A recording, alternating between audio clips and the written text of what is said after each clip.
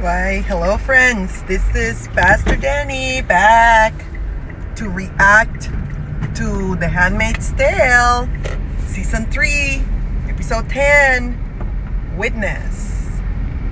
Well, I had told you the last time we saw each other that I felt that what was happening with June in that very frustrating episode for many of us that are used to instant gratification and want everything to happen in a hurry, was that June was getting worse before things got better. That June was just hitting the very rock bottom that would propel her to become heroic, which was the title of the episode. And it is absolutely, episode 10 was a real treat, because it invited us to a little bit more worse before it got better, but then it launches the beginning of what we have been waiting for a while now.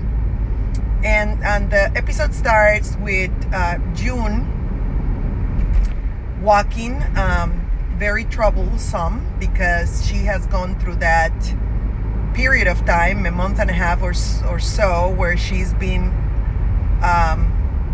forced to kneel almost on a daily basis.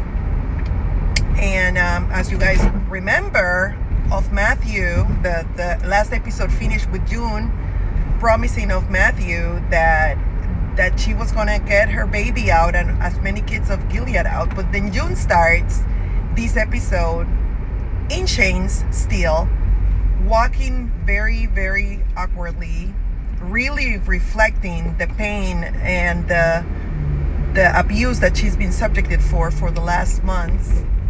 And it presents a very vulnerable June, and things get worse very soon, but there's something really interesting about this June. June is not 100% all right, but she certainly is motivated.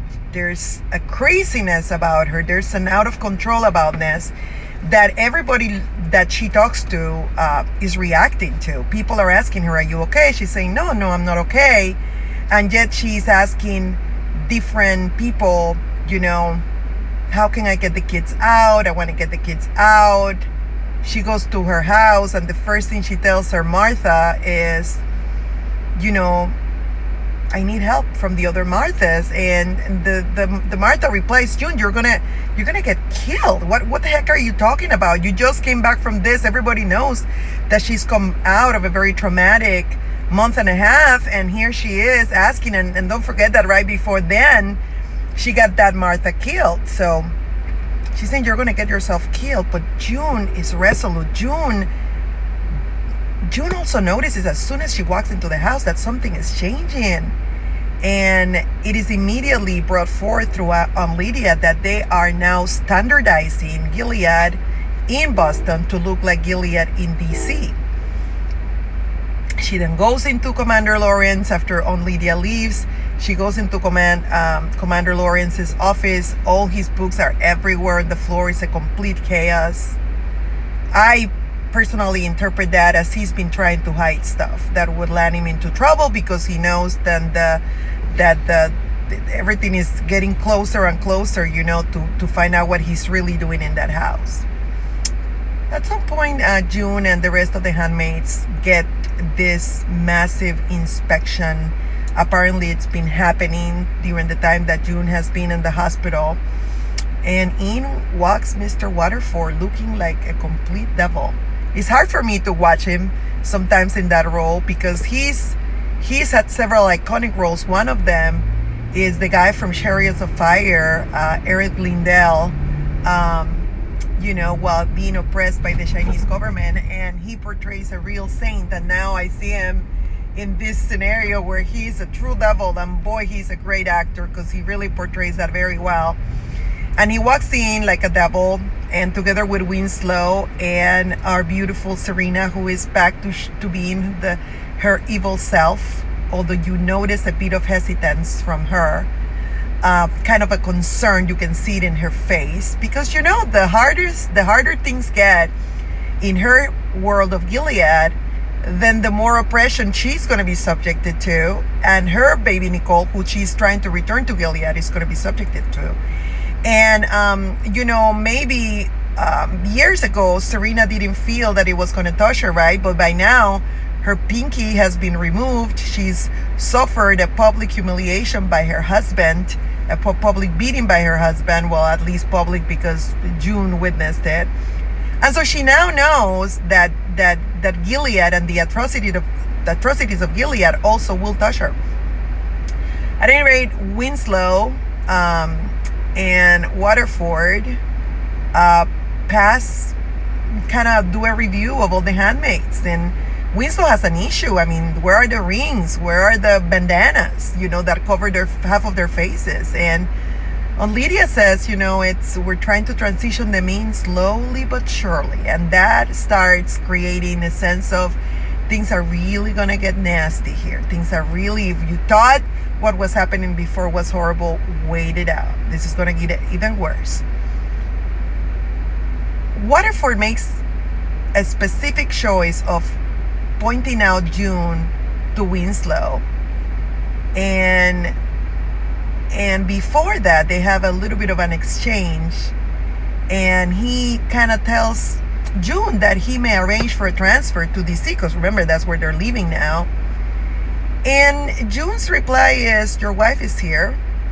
Kind of like, remember your place. Because June knows that there's more in Waterford's mind than just making babies with her. He obviously is and continues to be attracted to her.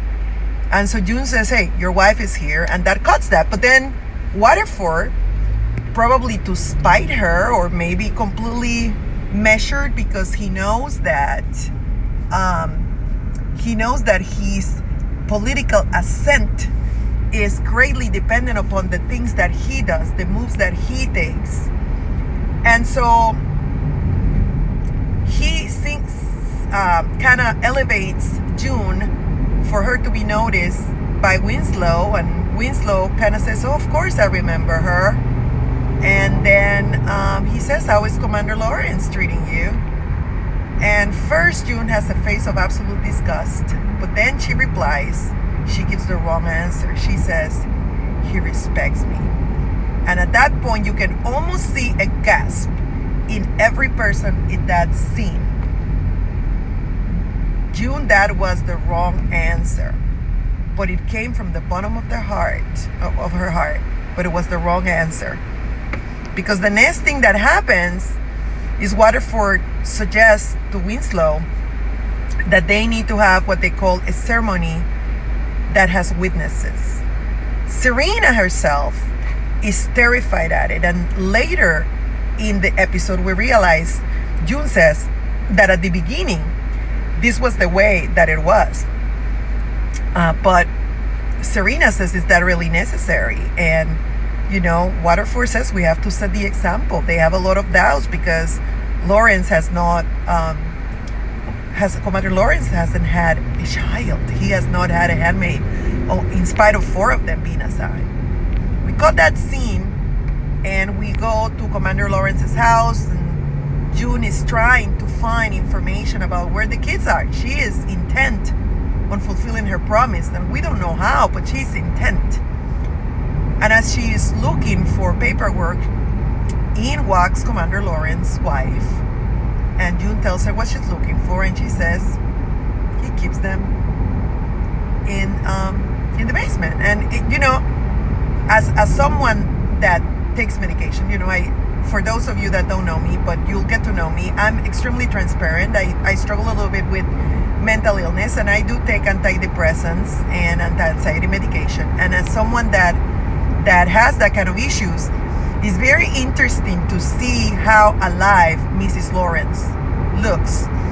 And the reason she looks so alive is because she is not taking her medication. She looks alive, she looks alert. She says the things are in the basement, and it actually takes June by surprise how alert she seems to be. Well, that's a beautiful thing. When you're not under any type of medication, you think clearer in a way. But on the other hand, she's paying the consequences. We hear among the comments that Mrs. Lawrence has been doing really, really bad because she's getting teas as opposed to medication. You know, this community seems to have a problem with medication, right? So, well, let's fast forward, because now I want to take you guys to probably the most brutal part of the whole episode, which is a new ceremony, right? We had an episode that was called The Last Ceremony, but apparently it wasn't the last ceremony. I mean, it might have been the last with the water force, maybe.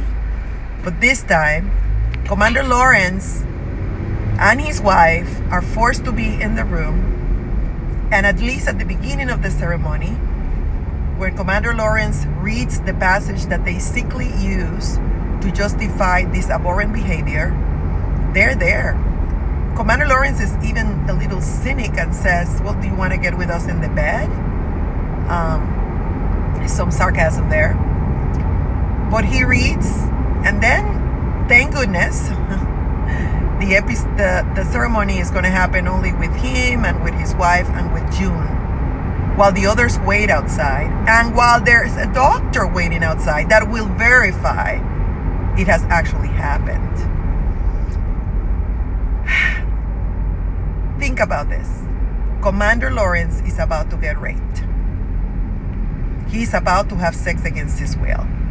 For the first time, he is going to experience in his own flesh what he facilitated for a bunch of women to experience for the last 5 years. And when he is faced with that, he is thinking, I'm not going to do it.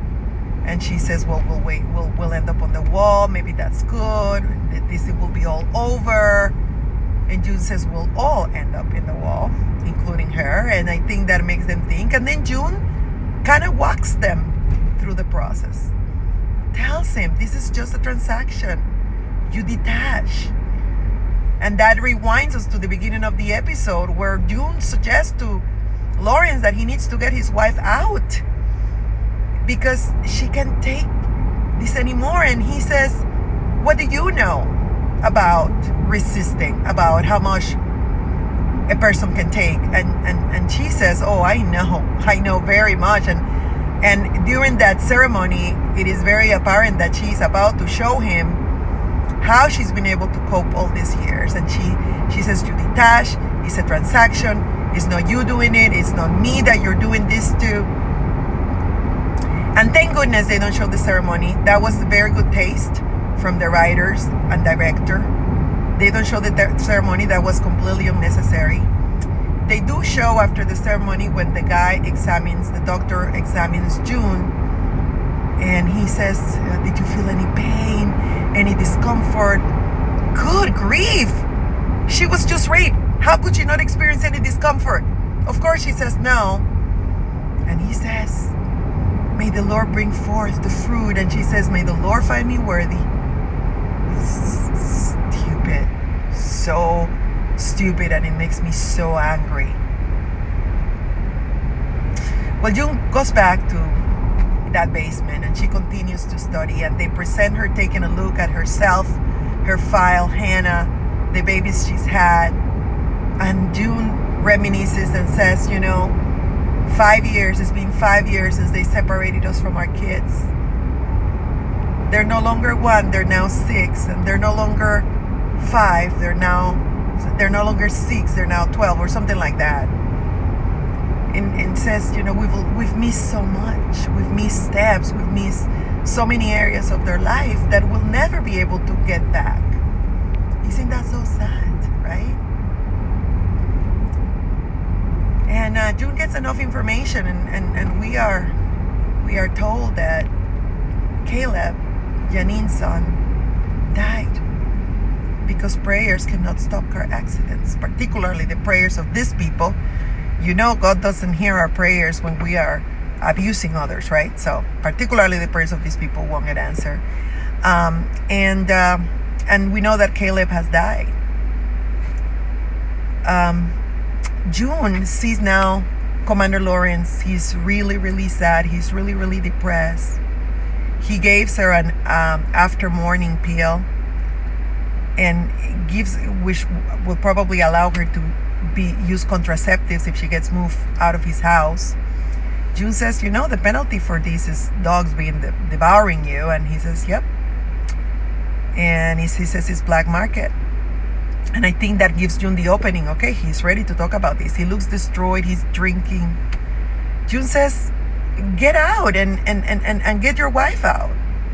And he says, June, I'll get you your truck. She had asked him earlier for a truck to get the kids out. He says, I'll get you your truck. And June says, and you can leave too. But the Commander Lawrence has made it very clear in prior conversations that if Commander Lawrence leaves, he's going to be trapped because he's a war criminal, right? Remember, after Hitler, all those people, they were judged, they were sentenced, they were condemned, many died, were killed, as they rightfully should have, because of the atrocities that they committed against humanity. So that's kind of the picture they paint, but June has had an opportunity to process this, and in a brilliant political maneuver, she says, you can live with her. All you need is to give them something valuable. And June basically says, if you go with the kids, if you are looked at someone that made it possible for the kids, the most beautiful resource in Gilead, to be free, then you will be a hero. And Commander Lawrence gathers as much.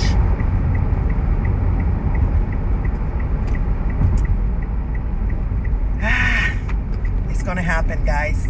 It's gonna happen. We go back to loaves and fishes, or fishes and loaves. I always get the name wrong. And we see June rallying the girls. Janine offers to volunteer, and she says, I'm brave. And then later we see a very touching scene where Janine and June are looking at the fishes in the little aquarium in the store, and she asked her, because June had given the other handmaid information about her son, she asked her, did you learn anything about Caleb? And June lies. June says, yes, Caleb moved to California and he's okay, and he's blonde. And Janine says his father was blonde, and she's so happy, and I'm glad that June lied. It was the compassionate thing to do. And then we go back. June goes back to her house. And in that house, there's a Martha waiting for her. And at the beginning of the show, they had established that there was a signal of scones versus muffins. Scones meant no or unhappiness, and muffins meant like, yes, it's a go. And this Martha tells June, I asked the Marthas, and I thought everybody was going to say no, everybody was going to be scared, everybody was going to be terrified, but in reality, June, they all say yes. And you look at the table, and every Martha that says yes has provided a muffin, and it's a large amount of muffins. And June says, we are going to need a larger boat. And she smiles. And it reminded me, for some reason, of Noah's Ark, right?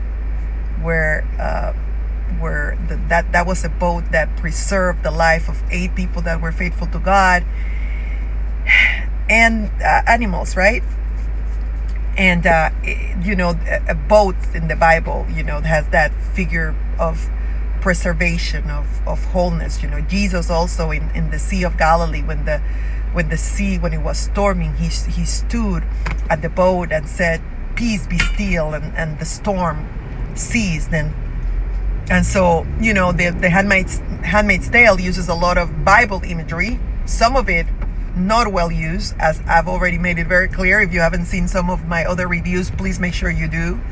But in this case, I thought the representation of the boat, the allegory of the boat, was fantastic, because what she's trying to do is she's trying to preserve the life and the freedom of these children. And it looks like she has convinced Lawrence that if he leaves with his wife, because he was willing to let her go on her own so that he didn't have to face justice, and that was painful. That's why he has kept her in Gilead all these years, although he knows it's been destroying her because he loves her. He doesn't want to be away from her.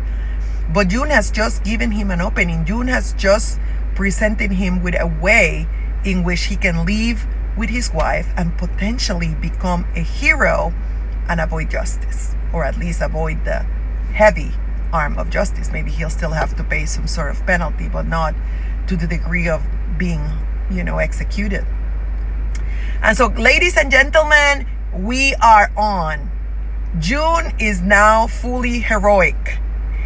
And we witnessed the very worst of Gilead, although I'm sure we haven't really, because they can still come up with worse ways to repulse us. But we witnessed, together with the Water Force and Willow and Aunt Lydia, Gilead at one of its worst moments.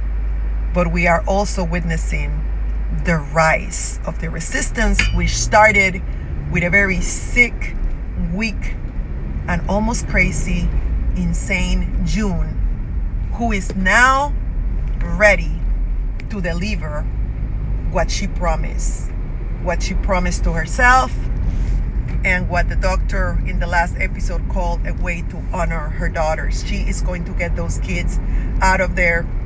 He's going to, in the process, save Commander Lawrence and his wife. And although I don't believe that June is necessarily inclined to save Commander Lawrence for the goodness of her heart, I do believe she has a very tender spot in her heart for Mrs. Lawrence. Ladies and gentlemen, The Handmaid's Tale is going to deliver what we've all waiting for: resistance, freedom. We're about to see the fall of Gilead, and I think we should all be very, very excited about it. I will come back as soon as they release the promo for episode 11. Can't wait to share my insights with you and try to together guess what's going to happen. We kind of hit it in the nail with our last guesses for this promo of episode 10. We were not too far, and so it's always fun, right, to try to predict. I have been delving into some criminal cases, real life criminal cases that I might take on after after a few weeks. I'll tell you more about it later. In the meantime, thank you for tuning in. I love you. If you like this, please subscribe, please share. Remember that your comments is what keeps me going. Your comments, your likes, and your subscription is what leads me to believe that I should continue doing this. I love you guys very much. It's always a good thing to share with you my thoughts from a different perspective. And I will talk to you later. Bye-bye.